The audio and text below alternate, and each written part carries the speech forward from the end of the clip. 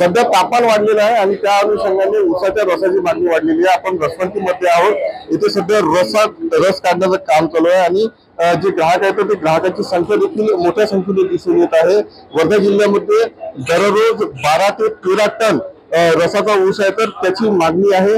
इतर जिल्ह्यातून देखील रसाचा ऊस आहे तर तो पुरवठा केला जातो। सोबतच अनेक जण स्थानिक पातळीवर देखील रसाच्या ऊसाचं उत्पादन घेतात आणि या माध्यमातून रसाच्या ऊसाचा पुरवठा केला जातो।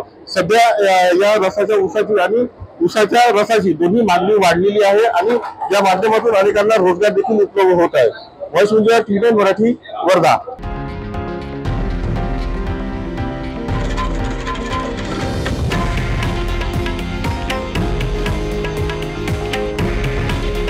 हे आहे देशातील नंबर 1 न्यूज नेटवर्क आणि आपण पाहत आहात TV9 मराठी।